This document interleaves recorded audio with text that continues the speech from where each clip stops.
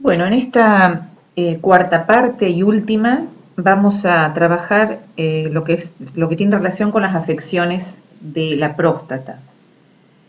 ¿Por qué trabajamos con la próstata? ¿Por qué lo insertamos dentro de lo que son las patologías renales y urinarias?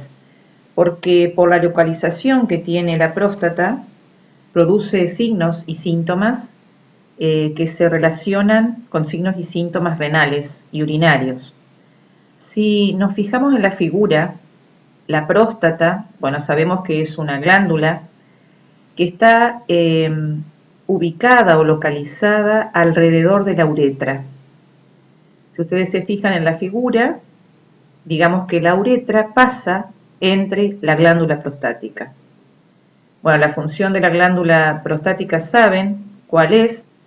Y acá, fundamentalmente, lo que vamos a tener en cuenta es que cuando hay una patología prostática de esta glándula, cuando hay un problema en la glándula, por ejemplo, una hipertrofia o una prostatitis, que van agrandando de alguna manera el tamaño de la próstata, va a ir comprimiendo la uretra y va a ir provocando diferentes signos y síntomas en los hombres.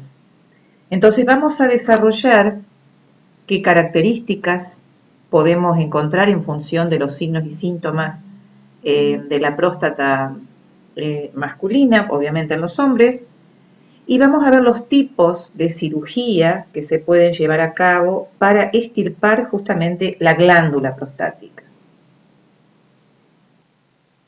Entonces, dentro de las enfermedades más comunes de la próstata, tenemos en cuenta la prostatitis, que es la inflamación de la glándula prostática, la hipertrofia benigna de próstata o el adenoma de próstata, que es característico en el hombre mayor, porque se produce un agrandamiento de la glándula, y el cáncer de próstata, que es el tumor maligno más frecuente junto con el cáncer de pulmón. En el caso de la prostatitis, es la inflamación de la glándula prostática que generalmente se acompaña de síntomas de las vías urinarias inferiores y se manifiesta con molestias y hasta disfunción sexual. Ocurre generalmente en las personas mayores de 50 años. Puede darse con un inicio de hipertermia, puede aparecer disuria, dolor prostático en la zona del perineo, síntomas intensos de la vía urinaria inferior como disuria, puede haber polaquiuria, urgencia en la micción y en muchos casos también puede manifestarse con nicturia. En el caso de la prostatitis, que dijimos que es esta inflamación que puede deberse a una infección por gérmenes, se trata con antibiótico-terapia, con antitérmicos, hasta que la próstata se desinflama y desaparecen los signos y síntomas.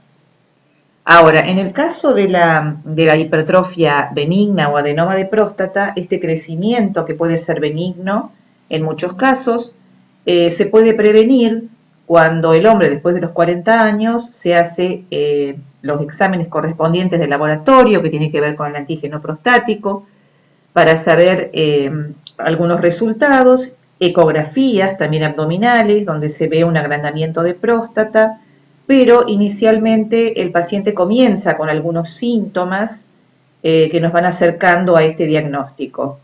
Y en el tema de, si hablamos de cáncer de próstata, obviamente se debe extirpar porque es un tumor maligno y va creciendo en tamaño, va ocluyendo o comprimiendo cada vez más la uretra y por lo tanto se hace cada vez más difícil la micción urinaria. Y la valoración de enfermería, en el caso de un adenoma de próstata o una hipertrofia prostática, que es lo mismo, se manifiesta con un retraso o dificultad para iniciar la micción. Es lo primero que el paciente manifiesta cuando va a la consulta. Que tiene la sensación de orinar, y cuando quiere iniciar la micción, le cuesta iniciar la micción. Esto se debe a la compresión de la uretra específicamente que hace la próstata.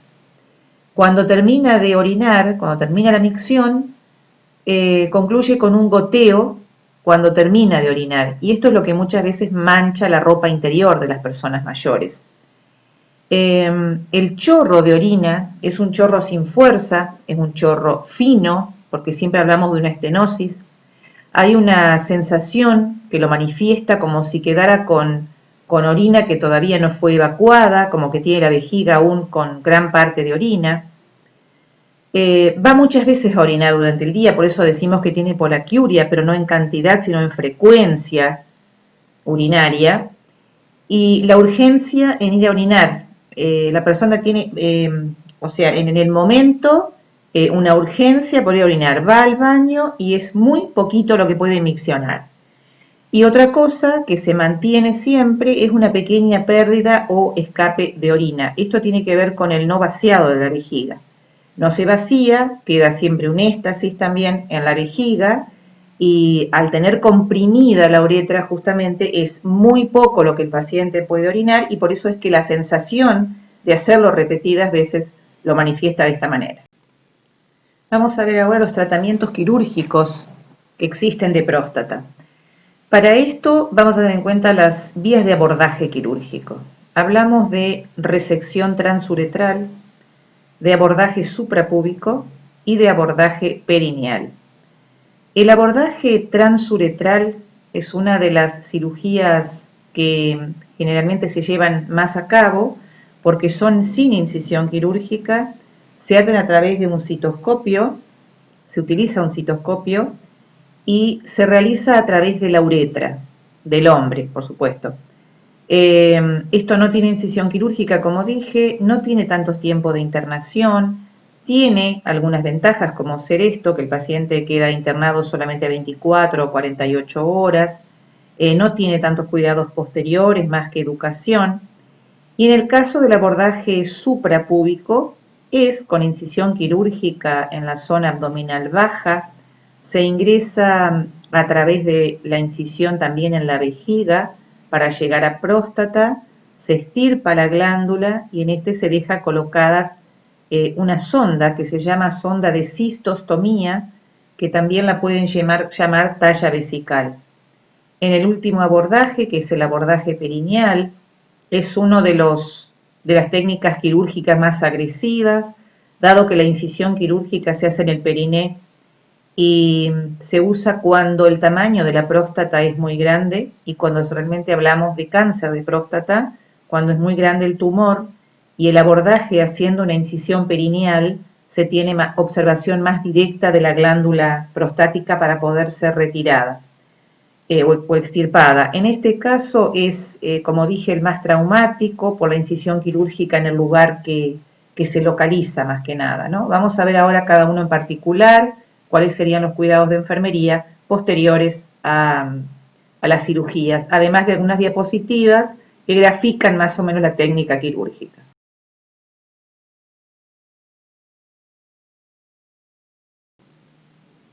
Bueno, aquí podemos ver la técnica de la resección transuretral. Lo que ustedes ven, bueno, es el hombre apoyado en una camilla, se introduce el citoscopio, ven en la parte superior a través de la uretra, a través del pene obviamente, se llega a la glándula prostática. Este citoscopio tiene una luz, obviamente por la cual el cirujano observa la próstata a través del citoscopio, tiene una fuente de luz, tiene un drenaje, tiene como un catéter en el cual va introduciéndose líquido para ir lavando, otro catéter para ir desechando el líquido que va ingresando a la fosa prostática, y por uno de los costados del citoscopio entraría el electrobisturí que va seccionando en pequeñas porciones la glándula, se va cauterizando las paredes de la fosa prostática para que no haya pérdida de sangre, y todos estos fragmentos pequeños se van eliminando a través del lavado. Entonces lo único que tiene esta técnica es que el citoscopio entra a través de la uretra, no hay ningún tipo de incisión quirúrgica. Si está bien cauterizada las paredes de donde se extirpa la glándula, no corre ningún riesgo.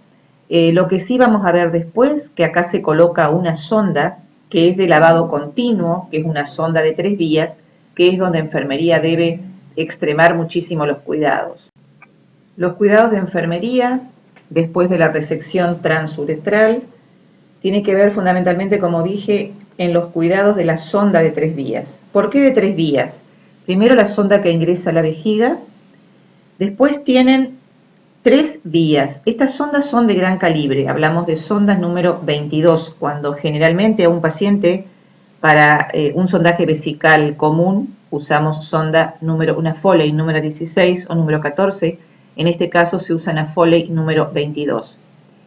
¿Por qué 3 vías? Porque la sonda tiene 3 espacios atrás. Uno es, una vez colocada la sonda, es donde se insufla el balón.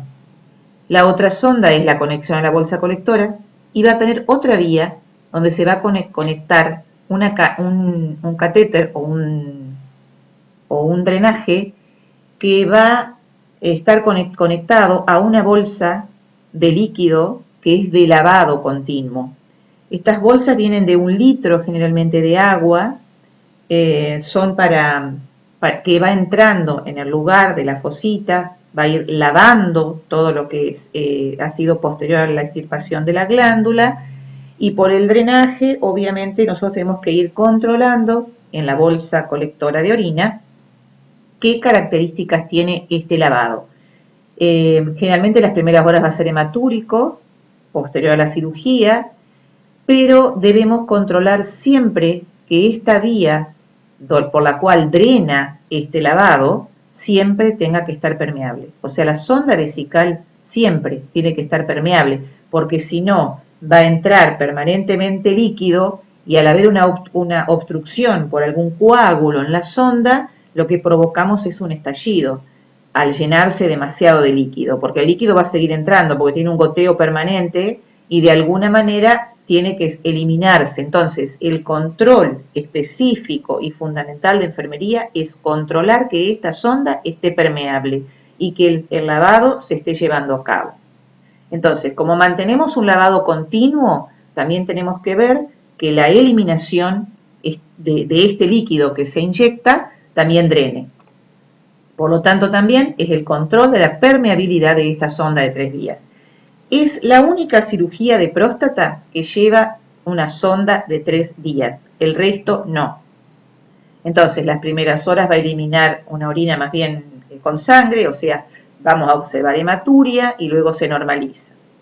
Ahora, si continúa la hematuria, lo que se puede hacer es insuflar el balón de la sonda para que haga compresión en las paredes de la fosita prostática y de alguna manera haga como contención y frene la pérdida de sangre. Hay que educar para el hogar a estos pacientes para cuando se vayan de alta. ¿Y esto qué significa? Bueno, en primer lugar, tienen que enseñar los ejercicios de contracción y relajación perineal. ¿Esto cómo se logra? Es enseñarle a iniciar la micción, cortar el chorro de orina y volver a iniciarla. Repetirlo varias veces cuando el paciente tiene la necesidad de orinar. Generalmente, por un tiempo prudencial, quedan con un goteo permanente de orina, hasta que comienza nuevamente a poder relajarse y contraerse normalmente. Porque con la sonda, primero con el citoscopio que se dilata mucho la uretra, después del tiempo que está con la sonda de 3 vías, se dilata mucho el conducto uretral. Al no tener la próstata también, que de alguna manera contiene a la uretra, entonces eso va a manifestarse con una pérdida o un goteo hasta que el paciente reeduca nuevamente su esfínter. Bueno, con respecto al abordaje suprapúbico, la figura es ilustrativa nada más, es para ubicar anatómicamente la vejiga y la próstata. El ingreso es a través de la vejiga superior en el abdomen bajo, por lo tanto ahí se hace la incisión quirúrgica, el abordaje es a través de la vejiga, se llega a la próstata, que es lo que ustedes ven de color rojo, se extirpa a través de la vejiga, y esto es lo que les comentaba hoy, que en esta cirugía, en este abordaje quirúrgico, el paciente va a salir del quirófano con 2 sondas. Una superior que va a estar dentro de la vejiga, pero abocada al exterior a través de piel, que es la sonda de cistostomía por el abordaje por la vejiga que tuvo, y otro que va a colocar otra sonda, que puede ser una Foley 16, que va colocada en la uretra del paciente. Entonces tenemos 2 sondas para cuidar en este tipo de cirugía. Los cuidados de enfermería en el abordaje suprapúbico, dijimos los cuidados de la sonda vesical. Esto implica que tiene una punza colectora, que no debe cruzar por encima del cuerpo del paciente, que tiene que siempre estar debajo del cuerpo del paciente en zona más declive, que drena por gravedad, que no se puede desconectar porque es un circuito cerrado y estéril, que no se debe pinzar salvo que haya que trasladar a algún lado al paciente, acordarse a su regreso de despinzarla para que pueda drenar nuevamente, y cuando tenemos que cambiarlo de un lugar a otro por sobre el paciente, siempre la pinzamos a la sonda para que no haya orina retrógrada. La otra sonda es la sonda de cistostomía, dije, o se puede llamar también talla vesical, es la sonda que está en la parte abdominal como drenaje dentro de la vejiga. También tiene una bolsita colectora, un receptor de orina. Esto es por la incisión que se ha hecho para abordar desde ahí la próstata. Lo importante siempre es hacer una limpieza de la perisonda, siempre con técnica séptica, con antisépticos, un buen lavado, secado, porque fundamentalmente la sonda de cistostomía puede perder por perisonda un poco de orina y eso va a lesionar y va a irritar la piel. Conservar la permeabilidad de las 2 sondas es fundamental, controlar el ingreso y egreso siempre del paciente y registrar todo lo que egresa y lo que ingresa, pero fundamentalmente cuando uno registra el egreso, las características de lo que uno colecta en las bolsas. Cuando se retira el drenaje de cistostomía, que es el que está en el abdomen, hay que colocar apósitos porque sin duda va a perder un poco de orina porque va a quedar esa zona un poco dilatada hasta que nuevamente se cierra. Como la vejiga es más bien de tejido elástico, inmediatamente vuelve a cerrarse sin tener grandes pérdidas. Pero hasta que eso suceda, hay que colocar apósitos porque puede perder una pequeña cantidad de orina por donde estuvo insertada esta sonda. Bien, y por último llegamos al abordaje perineal. Si ustedes se fijan, la posición que el paciente tiene que colocarse, o sea, debajo de los testículos, va a ser la incisión. Bastante tejido adiposo hay en esa zona y se utiliza generalmente cuando el tumor o la próstata o la glándula está muy aumentada de tamaño. Esta incisión quirúrgica permite una observación directa del tumor o de la glándula, por lo tanto es más fácil extirparla, pero tiene que ver con el tamaño fundamentalmente, porque si no se utilizarían las otras técnicas anteriores, o la resección transuretral o la suprapúbica. En este caso tiene que ver específicamente por el gran tamaño de la próstata. Entonces tenemos que tener mucho cuidado como enfermeros y educar a este paciente también para el regreso al hogar. Cómo va a ser el cuidado con respecto a la incisión quirúrgica y a las medidas que debe tomar, y también el autocuidado y prepararse también para tener una micción más cercana a lo normal. Este abordaje por la localización, imagínense, produce muchísimo dolor, sobre todo si el paciente está sentado porque ejerce una presión intraabdominal baja que realmente siente mucho dolor. Por lo tanto, los analgésicos son importantes en este paciente. Siempre la terapia del dolor es fundamental tenerla en cuenta como enfermeros en este tipo de cirugía. Los cuidados de enfermería en este caso, también el paciente sale con una sonda vesical, una Foley 14 o 16, como la cirugía anterior. En este caso no tiene la sonda de cistostomía porque no hay un abordaje a nivel abdominal. Solamente sale con una sonda, que es una sonda vesical común. ¿Qué es lo importante? Bueno, el control de la permeabilidad de la sonda, como en todos los casos anteriores, el control estricto y cambio de los apósitos perineales. Generalmente se colocan apósitos bastante grandes en la zona del periné, primero porque queda como acolchado para que el paciente se pueda sentar también. Las primeras 24 horas va a ser inviable que el paciente se siente porque le da mucho dolor la incisión en ese lugar.